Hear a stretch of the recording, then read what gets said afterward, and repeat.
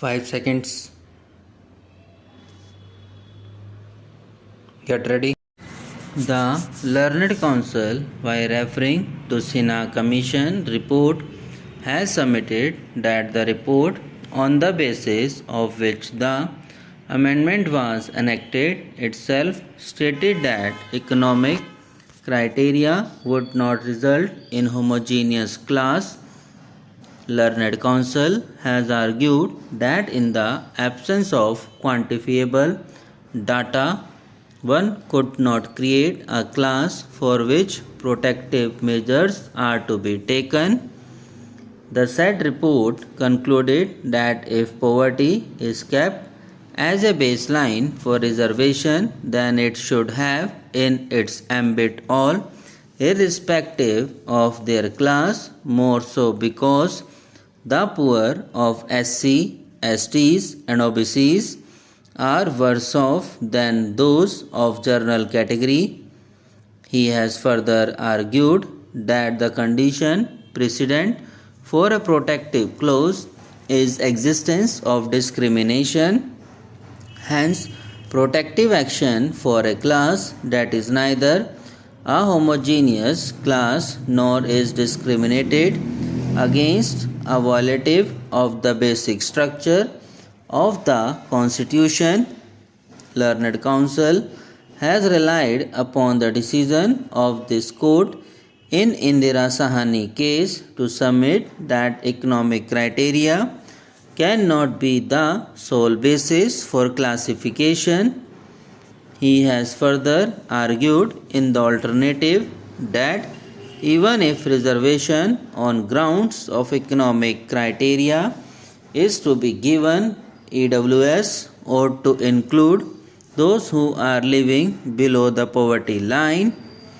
Learned Council, while adding on to the submissions already advanced by the preceding council for petitioners, posed that the originalist understanding of reservation is that it can solely be granted as an anti-discriminatory measure and not as an anti-deprivation measure.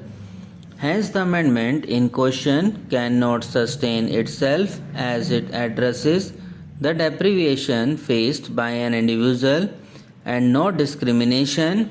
The Learned Council would further argue that even if it is assumed that reservation can be granted as an anti-deprivation measure, still the amendment violates the Equality Code as it excludes the SC, STs and OBCs who are poorer than the poor of forward class without any intelligible differentia and its nexus with the object sought to be achieved, opposing the justification that these classes are already protected by way of Articles 15.4 and 16.4. He has submitted that the purpose of Articles 15.4 and 16.4 is to protect a group and to counter the historical oppression done to them, whereas the amendment in question deals with situational deprivation, mainly economic criteria, and is intended to protect an individual. Purposes and entities of both the protections being different.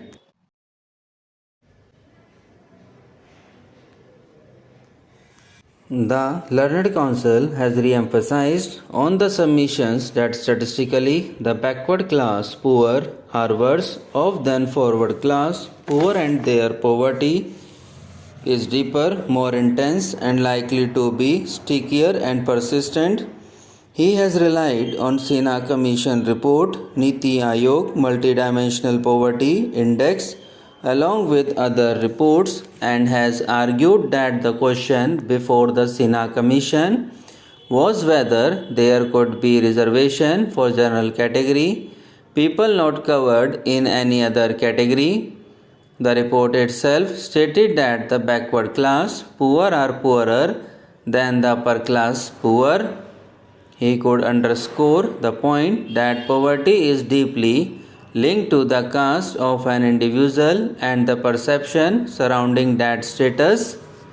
The Learned Council has further submitted that grant of reservation as a measure of affirmative action is a way of reparation and does not lead to economic upliftment. The object of economic upliftment of deprived sections of society can be achieved through other measures of poverty alleviation, but reservation is not the answer.